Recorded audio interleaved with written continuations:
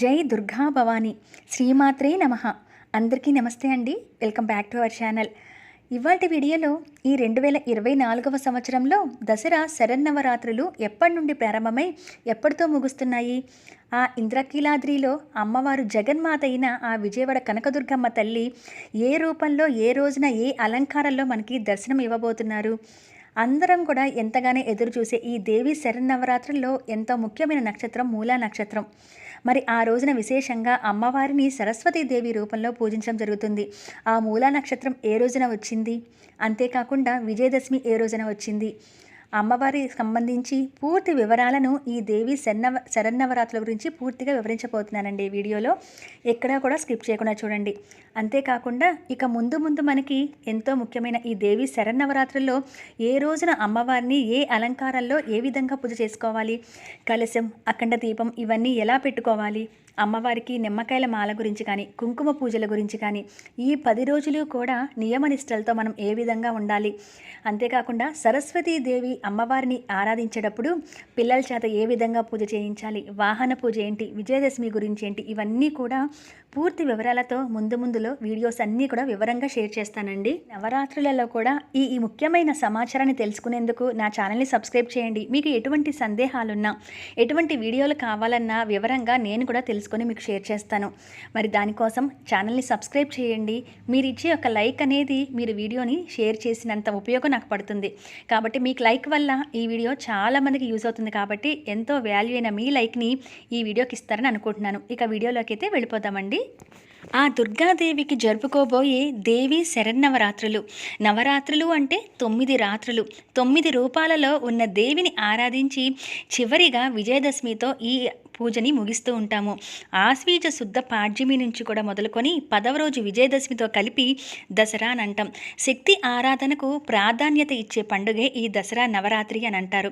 దీనినే శరన్నవరాత్రి అని, శరద్ నవరాత్రి అని కూడా అంటూ ఉంటారు. అంటే శరత్ ఋతువు ప్రారంభమైన మొదటి రోజు నుంచి ఈ పండగ వస్తుంది కాబట్టి దీనిని శరత్ నవరాత్రి అని అంటూ ఉంటారు.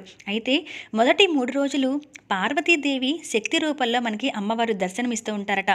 ఇక తర్వాత వచ్చే 3 రోజులు లక్ష్మీదేవి సంపదాదేవిగా మనకి దర్శనమిస్తూ ఈ పూజలు అందుకుంటారట. ఇక చివరి 3 రోజులు కూడా ఈ నవరాత్రుల్లో సరస్వతీదేవిగా జ్ఞానదేవతగా అమ్మవారు మన పూజలు అందుకుంటూ ఉంటారట. ఇలాగా 3 శక్తి రూపాల్లో అమ్మవారు వివిధ అలంకారాల్లోనూ వివిధ రూపాల్లోనూ 9 రోజులు మన పూజలు అందుకొని చివరిగా ఆ జగన్మాత అయిన ఆ అమ్మవారు మహిషాసురుడు అనే రాక్షసుడితో యుద్ధం చేసి 9 రాత్రులు కూడా వధించి జయాన్ని పొందిన దేవతగా 10వ రోజు విజయం సాధించినందుకు దశమి రోజున విజయదశమి రోజున అమ్మవారు రాజరాజేశ్వరి దేవి అలంకారంలో మనందరి పూజలు కూడా అందుకొని మనకి దర్శనమిస్తారు. మరి ఆ రోజు ప్రజలంతగా కూడా పండగగా జరుపుకుంటూ ఉంటాము. మరి ఇక ఈ ఆశ్వీజ మాసంలో ఎప్పటి నుండి ప్రారంభమైందో దసరా అనేది తెలుసుకుందాము. దసరా శరన్నవరాత్రి 2024 స్వస్తి శ్రీ చాంద్రమానేన శ్రీ క్రోధినామ సంవత్సరం దక్షిణాయనం శరత్ ఋతువు ప్రారంభం. ఆశ్వీయుజ మాసం శుక్లపక్షం ఆశ్వీయుజ శుద్ధ పాడ్యమి 3 అక్టోబర్ 2024 గురువారం నుండి ప్రారంభమై ఈ దసరా శరన్నవరాత్రి అనేది అక్టోబర్ 12 ఆశ్వీజ శుద్ధ దశమి మనకి శనివారంతో మనకి ఈ దసరా అనేది ముగుస్తుంది. మొత్తంగా 9 నవరాత్రులు చివరి రోజైన విజయదశమి రోజుతో కలిపి మొత్తంగా 10 రోజుల పండగగా మనం ఈ దసరాని జరుపుకుంటాము. అయితే అమ్మవారు ఏ రోజున ఏ అలంకారంలో ఏ నక్షత్రంతో ఉండి మన పూజలు అందుకుంటుందో తెలుసుకుందాము. ఈ మొదటి రోజు 3 అక్టోబర్ 2024 ఆశ్వీజ శుద్ధ పాడ్యమి నక్షత్రం హస్త. ఈ రోజున అమ్మవారు శ్రీ బాలా త్రిపుర సుందరి దేవిగా పూజలు అందుకుంటారు. ఇక రెండవ రోజు 4 అక్టోబర్ 2024 ఆశ్వీజ శుద్ధ విదియ నక్షత్రం చిత్త. ఈ రోజున అమ్మవారు శ్రీ గాయత్రీదేవి అలంకారంలో దర్శనమిస్తారు. వివిధ అలంకారాలు అనేవి మనకి ఈ 9 రోజులు కూడా కనబడుతూ ఉంటాయి కాబట్టి వరుసగా ఇంద్రకీలాద్రిలో అమ్మవారిని ఈ అలంకారాల్లో దర్శనమిస్తారు కాబట్టి అవే వరుసలో ఇక్కడ నేను మీకు షేర్ చేస్తున్నానండి. ఇక 3వ రోజు 5 అక్టోబరు 2024 ఆశ్వీయుజ శుద్ధ తదియ నక్షత్రం స్వాతి. ఈ శనివారం వచ్చిందండి. ఈ రోజున అమ్మవారు 3వ రోజు అలంకారంలో అన్నపూర్ణాదేవిగా దర్శనమిస్తారు. ఇక 4వ రోజు 6 అక్టోబర్ 2024 ఆశ్వీయుజ శుద్ధ చవితి, నక్షత్రం విశాఖ, ఆదివారం వచ్చింది. ఆ జగన్మాత అయిన దుర్గాదేవి ఈ రోజున అమ్మవారు లలితాదేవిగా మనకి దర్శనమిస్తారు. మనందరం కూడా ఆ లలితా త్రిపుర సుందరి దేవిని పూజించవలసి ఉంటుంది. ఇక 5వ రోజు 7 అక్టోబర్ 2024, ఆశ్వీయుజ శుద్ధ పంచమి, నక్షత్రం అనురాధ నక్షత్రం, సోమవారం. ఈ రోజున అమ్మవారు మహాచండీగా దర్శనమివ్వబోతున్నారు. ఇక 6వ రోజు 8 అక్టోబర్ 2024, ఆశ్వీయుజ శుద్ధ షష్ఠి, నక్షత్రం జ్యేష్ఠ, మంగళవారం వచ్చింది. ఈ రోజున విశేషంగా అమ్మవారు శ్రీ మహాలక్ష్మీదేవిగా దర్శనమిస్తారు. ఇక 7వ రోజు దేవి శరన్నవరాత్రుల్లో 9 అక్టోబర్ 2024, ఆశ్వీయుజ శుద్ధ సప్తమి, నక్షత్రం మూల, బుధవారం పూట వచ్చింది. ఈ రోజున ఆ జగన్మాత సరస్వతీదేవిగా పిల్లలందరినీ కూడా అనుగ్రహిస్తూ జ్ఞానదేవతగా పూజలు అందుకుంటారు. అయితే ఈ 9 రోజులు నవరాత్రులు విజయదశమితో పాటు కలుపుకుంటే మొత్తంగా మూలా నక్షత్రం అనేది చాలా ముఖ్యమైన నక్షత్రం. ఈ రోజంతా కూడా పిల్లల చేత సరస్వతీదేవి పూజను చేయించడం జరుగుతుంది. అక్షరాభ్యాసాలు చేయిస్తూ ఉంటారు. జ్ఞానాన్ని, పిల్లలకి వాక్శుద్ధిని ప్రసాదిస్తుంది. కాబట్టి ప్రతి ఒక్కరూ కూడా మూలా నక్షత్రం రోజున మిస్ అవ్వకుండా చేసుకుంటారు. అయితే ఆ పూజా విధానాలని నేను ముందు వీడియోస్లో తప్పకుండా మీ అందరి కోసం షేర్ చేస్తాను. ఇక 8వ రోజు 10 అక్టోబర్ 2024, ఆశ్వీజ శుద్ధ అష్టమి, నక్షత్రం పూర్వాషాఢ, అమ్మవారు గురువారం. ఆ రోజున దుర్గాష్టమి, అమ్మవారు దుర్గాదేవిగా దర్శనం అనేది ఇస్తారు.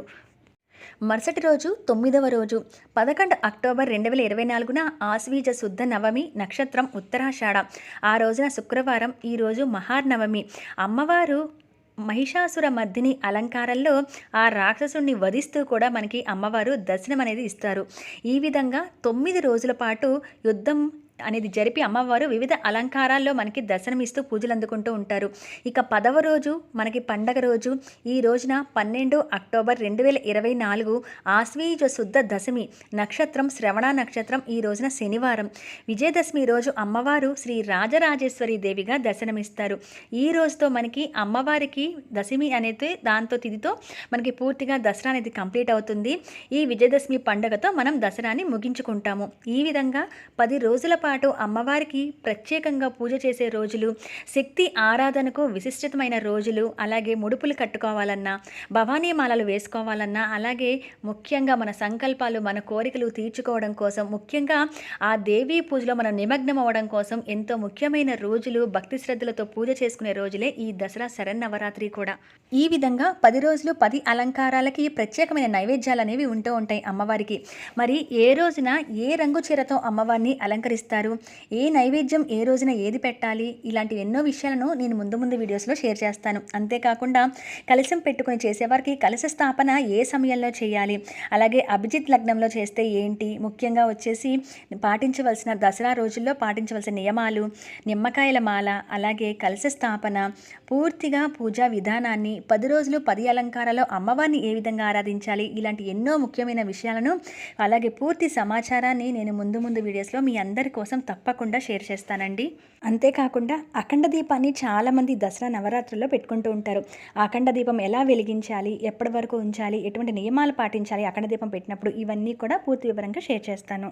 శాకంబరిగా పూజ చేసుకోవచ్చు, గాజులతో అమ్మవారికి అలంకరణ చేసుకోవచ్చు. అంతేకాకుండా మిగిళ్ళు తగుళ్ళు వస్తుంటాయి కాబట్టి తిథులు, అవన్నీ కూడా నేను పూజా వీడియోల్లో వరుసగా షేర్ చేస్తూ వస్తాను.